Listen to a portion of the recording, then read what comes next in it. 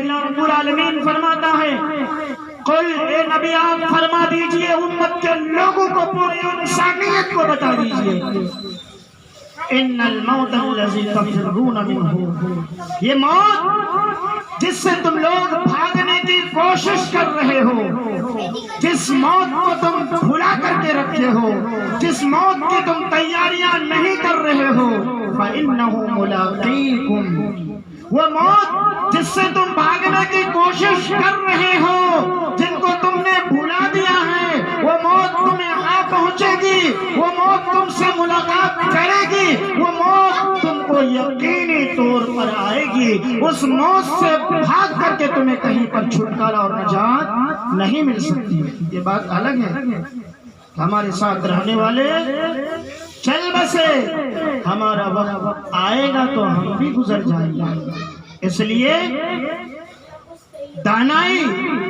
ہوشیاری دانشمندی اسی میں ہے کہ ہم اپنی عمر کو غنیمت سمجھیں اور گزرنے والے لوگوں سے نصیحت حاصل کرے کہ وہ چلے گئے ان کے اعمال کے دروازے بند ہو گئے ہمارا وقت آئے گا ہم بھی چلے جائیں گے جو مہلت ہے وہ غنیمت ہے کچھ نیکیاں کریں کچھ اچھائیاں کریں اللہ رب العالمین ارشاد فرماتا ہے فَإِنَّهُ مُلَاقِيكُمْ ثُمَّ تُرَدُّونَ إِلَىٰ عَالِمِ الْغَيْبِ وَالشَّهَادَةِ کہ تمہیں وہ موت آ پہنچے گی ثُمَّ تُرَدُّونَ پھر تم لوٹائے جاؤ گے غیب کے جاننے والے اور ظاہر کی چیزوں کو جاننے والے پروردگار کی طرف وہ پروردگار وہ مالک وہ خالق وہ رازق وہ حاکم يُنَبِّئُكُم بِمَا كُنتُم تَعْمَلُونَ تم جو کچھ بھی دنیا میں کر رہے ہو ساری چیزوں کے متعلق تمہیں بتا دے گا کہ تم اچھائیاں کر کے جاؤ یا برائیاں کر کے گزرو تم نیکیاں کرو یا اللہ کو ناراض کرو تم دین کی خدمات کرو اچھائیاں کرو یا دنیاوی کاموں میں الجھے ہوئے رہو تمہارا نامہ اعمال تیار ہو رہا ہے اللہ کے یہاں حاضر ہوگے تمہارا نامہ اعمال تمہارے سامنے رکھ دیا جائے گا اور کہا جائے گا دیکھ لو جتنے کام کر کے آئے ہو سب اس کے اندر لکھا ہوا ہے کسی بھی چیز کو چھوڑا نہیں گیا ہے یہ تمہارے اعمال ہیں یہ تمہارے کام ہیں میرے بھائیو اس لیے اس موت کی تیاری میں لگے رہے اللہ رب العالمین سورۃ النساء کی آیت نمبر 78 کے اندر بتاتا ہے ارشاد فرماتا ہے اینما تکونوا یدرککم الموت کہ تم جہاں کہیں بھی ہو یدرککم الموت موت تو آ پہنچے گی موت آ پکڑے گی میرے بھائیو جب موت آئے گی موت یقینی ہے ہم موت سے بھاگ کیوں رہے ہیں ہم نمازوں سے لاپرواہی کیوں برت رہے ہیں ہم نے کتاب اللہ کو کیوں بھلا کر کے زندگی بسر کر رہے ہیں قرآن کی تلاوت کرو میرے بھائیو قرآن کی آیتوں پہ غور کرو میرے بھائیو قرآن کو سمجھو گھروں کے اندر بھی نیکیاں کرنے کی تلقین کرو اس موت سے نہ بھاگو اس موت کو نہ بھولو اس موت کی تیاری کرو اس موت کے بعد جو ہمارے زندگیاں ہمارے سامنے آئیں گی اس پہ کامیابی کی فکر کرتے رہو میرے بھائیو اللہ رب العالمین ارشاد فرماتا ہے یدرککم الموت وہ موت تمہیں آ پہنچے گی وَلَوْ كُنْتُمْ فِي بُرُوجٍ مُشَيَّدَةٍ گرچہ تم مضبوط اور بلند قلعے میں ہو اگر کوئی شخص موت سے بھاگنا چاہے موت سے پناہ لینا چاہے موت سے جدا رہنا چاہے موت سے الگ ہونا چاہے ایک مضبوط قلعے میں بلند ترین عمارت میں بند ہو جائیں ہر راستے پر چوکیدار محافظ پہرےدار متعین کر دے تمام راستوں کو مسدود اور بند کر دیا جائے لیکن اگر وہ موت سے بچنا چاہے میرے بھائیو پھر بھی ان کے لیے کوئی راستہ نہیں ہے موت کا جو وقت متعین ہے موت کی جو زندگی کو جو سوئی چل رہی ہے وہ لمحہ وہ گھڑی وہ وقت آنے کے بعد ایک سیکنڈ آپ کی زندگی نہ آگے بڑھ سکتی ہے اور نہ اس سے ایک سیکنڈ پہلے آپ کو موت آ سکتی ہے میرے بھائیوں۔ اس لیے ہمیں ہمیشہ موت کو یاد رکھنا چاہیے، موت کو بھلا کر کے زندگی بسر کرنا نہیں چاہیے، کیونکہ ہمارے رشتہ داروں میں، ہمارے خاندان میں، ہمارے اکابرین میں ہم نے اپنے آنکھوں سے دیکھا نہ جانے کتنے لوگ گزر گئے۔ وہ تو ہمارے ساتھ رہتے تھے، ساتھ بات چیت کرتے تھے، ساتھ اٹھتے تھے بیٹھتے تھے، لیکن اب نہیں ہے نا۔ پھر یہ مجھ موت کو کیوں بھولے ہوئے ہیں؟ کیوں ہم نے اس کو بھلا دیا؟ اسی تیاریاں کیوں نہیں کر رہے ہیں؟ شیطان کو اپنے سر پر کیوں بیٹھا کر کے رکھا ہے ہم نے؟ اللہ رب العالمین سورہ سجدہ کے آیت نمبر 11 میں ارشاد فرماتا ہے، قُلْ يَتَوَفَّاكُمْ مَلَكُ الْمَوْتِ الَّذِي وُكِّلَ بِكُمْ ثُمَّ إِلَىٰ رَبِّكُمْ تُرْجَعُونَ۔ اے نبی، آپ امت کے لوگوں کو فرما دیجئے، کائنات کے لوگوں کو بتا دیجئے، يَتَوَفَّاكُمْ مَلَكُ الْمَوْتِ، کہ ملک الموت جب تمہاری روح کو قبض کرے گا، وہ ملک الموت الذی وکل بکم، جس ملک الموت کو مقرر کیا گیا تمہاری روح کو قبض کرنے کے لیے، روح کو قبض کرنے کی ذمہ داری جس فرشتوں کو دی گئی ہے وہ تمہاری روح کو قبض کرے گا، تمہیں فوت دے گا، تمہیں فوت کرے گا، تمہاری روح کو وہ نکالے گا۔ ثم الی ربکم ترجعون، پھر تم کہاں جاؤ گے؟ کہاں جاؤ گے؟ کدھر بچ پاؤ گے؟ ہے کوئی رشتہ دار جو تمہیں بچا لے؟ ہے کہیں ایسی بلڈنگ جہاں پر جا کر کے آرام محسوس کرو؟ ہے کوئی ایسی جگہ جہاں پر اپنے آپ کو سیف سمجھو؟ ہے کوئی ایسا محل جہاں پر عذاب سے بچ سکو؟ تم پھر کہیں نہیں جاؤ گے، سیدھے رب کی طرف لوٹائے جاؤ گے۔ اچھائیاں کیے، نیکیاں کر کے آیا، موت کی تیاری کی، آخرت میں کامیابی تک کی تیاری کی، تو پھر تمہارے لیے کامیابی ہے وہاں پر۔ لیکن اگر موت کو بھول کر کے زندگی، بھلا کر کے زندگی بسر کیے، اگر آپ نے آخرت کی تیاریاں نہیں کی تو پھر وہاں پر کیا ہوگا میرے بھائیوں؟ طرح طرح کے عذاب میں گرفتار ہوں گے۔ وہ موت تو ہمیں بھی آنے والی ہے، ہر انسان کو آنے والی ہے، پھر اس سے بھلا کر کے زندگی ہم بسر کیوں کرتے ہیں؟ موت سے کون بچ سکا آج تک؟ قارون جو بہت نافرمان تھا اللہ کا، وہ بچ سکا خزانے کے ساتھ، اپنی دولت کے ساتھ، جہاں پر وہ اپنی دولت کو جمع کر کے رکھا تھا اسی کے ساتھ تو دھسائے گئے۔ فرعون جنہوں نے رب ہونے کا دعویٰ دیا تھا، لوگوں سے کہلایا کرتا تھا کہ میں تمہارا رب ہوں، وہ بچ سکا؟ نہیں بچ سکا نا۔ اللہ کے نیک سے نیک بندے کو دیکھ لو، موسیٰ علیہ السلام کتنے اللہ کے نیک اور پیارے بندے تھے۔ جب ان کے پاس موت کا فرشتہ انسانی شکل میں آیا، بخاری کی روایت میں ہے، تو کہا کہ میں تمہاری روح کو قبض کرنے کے لیے بھیجا گیا ہوں۔ ایک تھپڑ کھینچ کے مارا۔ ان کی دلیری، ان کی طاقت کا چرچا تھا موسیٰ علیہ السلام کا، ایک کسی پر پڑ جاتا تو پھر دوبارہ سر اٹھا نہیں سکتے تھے، وہیں سے ان کا کام پورا ہو جایا کرتا تھا میرے بھائیوں۔ موت کے فرشتے کو ایک تھپڑ مارا، آنکھیں باہر آ گئی،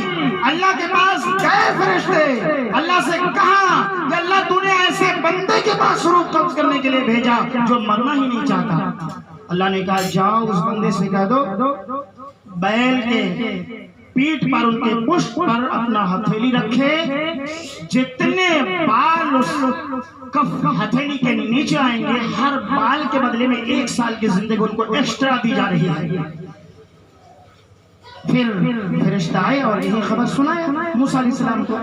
موسیٰ علیہ السلام نے کہا ایو ربی، اے میرے پروردگار، ثم ماذا، جب وہ بال کے برابر عمر مل جائیں گے اس کے بعد ہمارا کیا ہوگا؟ قال، اللہ نے کہا ثم الموت، پھر بھاگو گے کہاں، جاؤ گے کہاں، کہاں پناہ لوگے، کہاں پر بچ پاؤ گے؟ پھر تم کو مرنا ہے، پھر تم کو مجھ سے ملاقات کرنا ہے۔ ثم الآن، موسیٰ علیہ السلام پھر کیا کروں، جی کر کے کیا ضرورت ہے اتنے عمر پانے کی، کیا ضرورت ہے اتنا بچا کچا ٹینشن لینے کی؟ ثم الآن، پھر حکم دیجئے موت کے فرشتوں کو میری روح قبض کر دے، مر جاؤں۔ یہ کس نے کہا تھا؟ موسیٰ علیہ السلام۔ اللہ کے نبی صلی اللہ علیہ وسلم کے بارے میں کیا حکم ہے؟ اِنَّكَ مَيِّتٌ وَإِنَّهُمْ مَيِّتُونَ، یہ نبی آپ کو موت آنے والی ہے، آپ کے امت کے لوگوں کو، پوری کائنات کے انسانیت کو بتا دیجئے یہ سب بھی مرنے والے ہیں۔ تو اب کہیے کون انسان بچا جس کو موت نہ آئی ہو؟ جب ہر ایک کو موت آنی ہے تو ہم موت کو بھولا کر کے ایک الگ تھلگ زندگی کیوں گزار رہے ہیں میرے بھائیوں؟ نوجوان دوستو، آپ کی زندگیاں کیوں بگڑی ہوئی ہیں؟ نیکیوں سے کیوں ویران اور اجڑی ہوئی ہے؟ آپ کے ہاتھوں میں تو ہمیشہ موبائل نظر آتا ہے، آپ کا وقت تو اکثر گیم کھیلنے میں نکل جاتا ہے۔ رات کے وقت جہاں پر شریعت یہ حکم دیتی ہے کہ عشاء کے بعد نماز کے فوراً بعد سو جایا کرو تاکہ فجر کی نماز میں اٹھنے میں تمہیں مشقت محسوس نہ ہو، آپ تو رات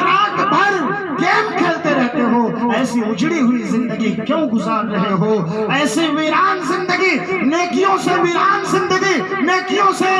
خالی زندگی کیوں گزار رہے ہو؟ کیا آپ کو مرنا نہیں ہے؟ اس موت کی فکر نہیں ہے؟ اس موت کی تیاری نہیں کرنی ہے؟ اللہ رب العالمین تو ارشاد فرماتا ہے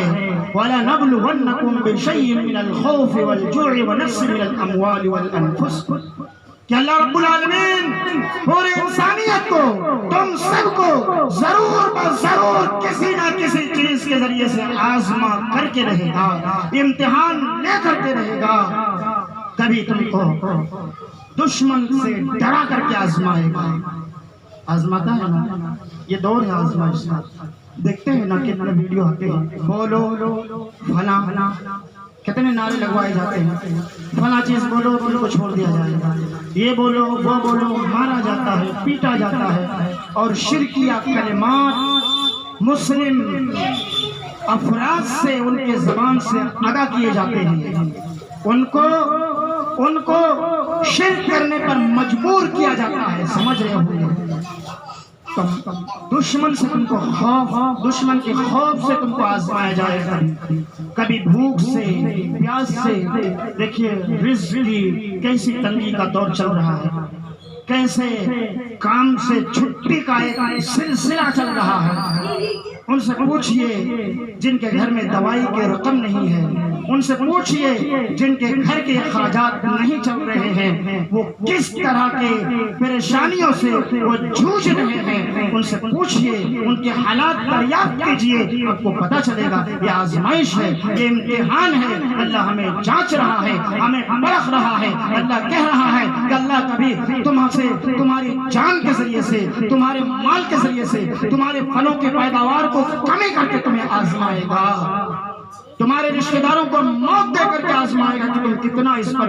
صبر کرتے ہو، کتنا اپنے آپ کو سنبھالتے ہو، کتنا اپنے آپ پر ضبط اور کنٹرول رکھتے ہو، کیا اس مصیبت کو شریعت کی روشنی میں حل کرتے ہو یا نہیں؟ آزمائے گا، لیکن آپ وہاں پر دہاڑے مار کر کے روتے ہو، آپ نوحہ کرتے ہو، چیختے ہو، چلاتے ہو، تو اس زمرے میں نہیں ہو۔ وَبَشِّرِ الصَّابِرِينَ، صبر کرنے والوں کے لیے خوشخبری ہے، ان کے لیے بشارت ہے، پھر اس کامیابی سے نکل گئے۔ ہر مصیبت میں چاہے دشمن کا خوف رہے، بھوک پیاس کی امتحان اور آزمائش رہے، روزی کی تنگی رہے، جان کے ذریعے سے آزمائے جائیں، مال کے ذریعے سے ہمارا امتحان ہو، ہر حال میں ہمیں صبر کا دامن تھامے رہنا ہے۔ تب ایسی صورت میں اللہ کے انعام کے مستحق ہوں گے۔ صبر کرنے والوں کے لیے بشارت ہے۔ اللہ تعالیٰ فرماتا ہے الذین اذا اصابتهم مصیبت، کہ جب ان میں سے کسی کو کوئی تکلیف پہنچتی ہے، مصیبت پہنچتی ہے، کوئی دکھوں کا سامنا ہوتا ہے، تو کہتے ہیں انا للہ و انا الیہ راجعون، کہ ہم تو اللہ کی ملکیت میں ہیں، ہم تو اللہ کی امانت میں ہیں۔ اللہ رب العالمین نے جن کو ہمارے رشتہ داروں میں سے بلا لیا وہ اللہ کی امانت تھے، وہ اللہ رب العالمین نے اپنی امانت واپس لے لی۔ ہم اللہ کی امانت ہے، ہمارا وقت آئے گا تو ہم بھی گزر جائیں گے، چلے جائیں گے۔ اللہ نے کہا تھا قل ان صلاتي ونسكي ومحياي ومماتي لله رب العالمين، ہماری نماز، ہماری قربانی، ہمارا مرنا جینا سب کچھ اللہ کے لیے ہے کہ نہیں؟ جو زندگی بسر کر رہے ہیں یہ بھی اللہ کے لیے، ہم خود اللہ کے ہیں، ہم اللہ کی امانت ہے، وقت آئے گا اللہ بلا لے گا، لیکن اس موقع پر رونا نہیں ہے، بے تحاشا چیخنا نہیں ہے، چلانا نہیں ہے، ادب سلیقہ اسلام نے سکھایا، وہاں پر صبر کرنا ہے،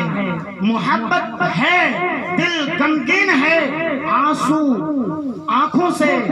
بہے گا، نکلے گا، دل غمگین ہوگا، لیکن آواز کے ساتھ رونا نہیں ہے، اپنے گال پہ تھپڑ مارنا نہیں ہے، چیخنا نہیں ہے، چلانا نہیں ہے، یہ شریعت ہمیں ادب سلیقہ اور تمیز سکھا رہا ہے۔ اگر ہم ایسا کرتے ہیں تو اللہ رب العالمین ارشاد فرماتا ہے اولئک علیہم صلوات من ربہم، یہی لوگ ہیں جن لوگوں پر ان کے رب کی جانب سے نوازشیں ہیں، رب کی رحمتوں کا نشاور ہے، وَأُولَئِكَ هُمُ الْمُهْتَدُونَ، اور یہی لوگ ہدایت یافتہ ہے۔ اللہ کے نبی صلی اللہ علیہ وسلم کی زندگی دیکھیے، بخاری اور مسلم شریف کی روایت ہے، بخاری کی روایت ہے، کتاب الجنائز باب زیارت القبور، اس باب کے اندر روایت ہے، مر النبی صلی اللہ علیہ وسلم بامرأۃ، اللہ کے نبی صلی اللہ علیہ وسلم کا گزر ایک خاتون کے پاس سے ہوا، ایک عورت کے پاس سے ہوا، تبکی عند قبر، جو قبر کے پاس اس کے بیٹا گزر گیا تھا، قبر کے پاس بیٹھ کر کے رو رہی تھی، فقال رسول اللہ صلی اللہ علیہ وسلم، تو آپ نے فرمایا اتق اللہ واصبری، اے خاتون جو قبر پر بیٹھ کر کے رو رہی ہو، اللہ سے ڈرو، صبر کرو، بیٹا گزر گیا ہے، ہم جانتے ہیں تکلیف ہے، مصیبت میں گرفتار ہو، لیکن آواز کے ساتھ مت رو، اللہ سے ڈرو اور صبر کرو۔ خاتون بولتی ہے اللہ کے نبی صلی اللہ علیہ وسلم کو، قالت الیک انی، تم مجھ سے چلی جا، مجھ سے دور ہو جا، انکا لم تصب بمصیبتی، مجھ جیسی پریشانی تم کو پہنچتی تب نہ تم کو پتہ چلتا، ہمارا بیٹا گزر گیا، ہم رو رہے ہیں ان کی قبر کے پاس بیٹھ کر کے ان کو یاد کر رہے ہیں، تجھے کیا پتا کہ بیٹے کی اہمیت کیا ہوتی ہے، تجھے کیا پتا ہمارے دل میں اس کے تعلق سے کتنی رحم ہے، کتنی محبت ہے، کتنی شفقت ہے، ہم تو بیٹے کی فراق پر رو رہے ہیں۔ وَلَمْ تَعْرِفْهُ، اور اس عورت نے اللہ کے نبی کو پہچانا نہیں، اس نے سوچا کوئی ہے جو مجھ کو بول رہے ہیں، فَقِيلَ لَهَا، اس عورت سے کہا گیا کہ تم نے کیا الفاظ نکالے زبان سے، وہ نبی تھے، آتت النبی صلی اللہ علیہ وسلم، وہ عورت دوڑے دوڑے آئی اللہ کے نبی کی خدمت میں، آپ کے دروازے پر آئی، فلم یجد بوابینا، انہوں نے کوئی ملازم اور خادم وہاں نہیں پائے دروازے پر، برجستہ خود بات کی اور کہا لم اعرفک، اللہ کے نبی صلی اللہ علیہ وسلم میں آپ کو پہچان نہیں سکی، معاف کیجئے، میں آپ کو پہچان نہیں پائی۔ فقالا، آپ نے فرمایا کیا صبر عند صدمۃ الاولی، کہ صبر تو اس وقت کرنا چاہیے جب پہلے مرتبہ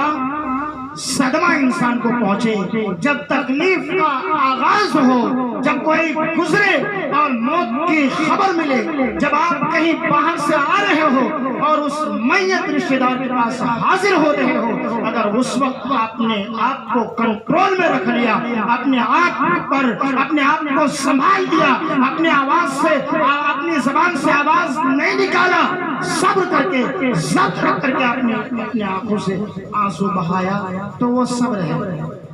شروع میں صبر کرنا ہے، خوب رو لیے اور جب پتہ چلا اب آئی ہو، اب کیا ہوگا؟ جو صبر کے ثواب اٹھا نیکی تھا اس سے محروم ہو گئے، اب کچھ نہیں ملنا، بلکہ جو شروع میں صبر کر لے، موت کی خبر ملی صبر کیے، میت کے پاس حاضر ہوئے صبر کیے، چلائے نہیں، چیخے نہیں، ان کے اچھائی اور ان کے دنیا کے کاموں کا ذکر کر کے سینے پر مار مار کر کے نہیں روئے، تو اس وقت اگر صبر آپ نے کر لیا تو انہی لوگوں کے متعلق اللہ نے فرمایا اولئک علیہم صلوات من ربهم ورحمہ، کہ انہی لوگوں پر جو اچانک موت کی خبر ملی،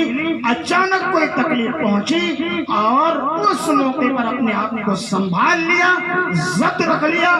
دہاڑے مار کر کے نہیں روئے، تو پھر انہیں لوگوں پر رب کی نوازشیں ہیں، رب کی رحمتوں کا نشاور ہیں، یہی لوگ ہدایت یافتہ ہیں۔ اب کیا ملے گا؟ تو اس روایت سے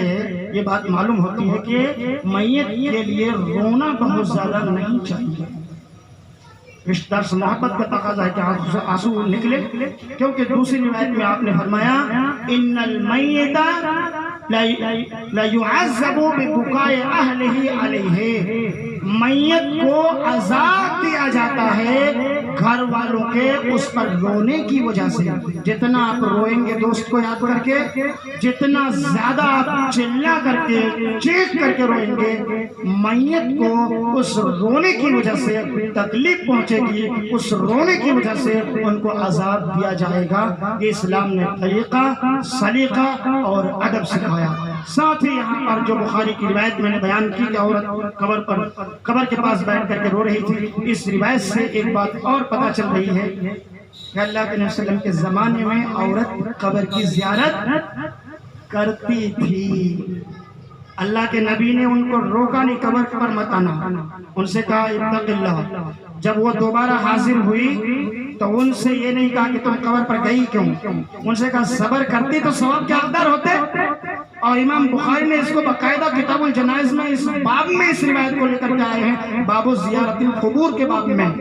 یعنی ایسی عورت جو مضبوط دل کے ہوں، جو خلاف شریعت نہ کام کرتی ہو، جو نہ روتی ہو، ایسے عورت کے لیے دروازہ کھلا ہے، کبھی کبھار جا کر کے اپنے رشتہ داروں کی قبر کی زیارت کر سکتی ہیں۔ اس روایت سے یہ پتہ چل رہا ہے۔ اللہ رب العالمین سے دعا گو ہیں، بار الہ جو بھائی ہمارے بیچ سے گزر گئے، اللہ رب العالمین ان کی خطاؤں کو، ان کے غلطیوں کو اللہ کو درگزر فرما، ان کو جنت میں، جنت الفردوس میں اعلیٰ سے اعلیٰ مقام عطا فرما۔ کالو بھائی ہمیشہ اس مسجد کے وہ زینت تھے، نمازی تھے، اول صف کے، ہم ان کے لیے بھی اللہ رب العالمین سے دعا کرتے ہیں بارے اللہ تو ان کی مغفرت فرما دے، چھوٹی بڑی ہر خطاؤں کو معاف فرما مولا، یا اللہ ان کو تو جنت الفردوس میں اعلیٰ سے اعلیٰ مقام عطا فرما دے مولا۔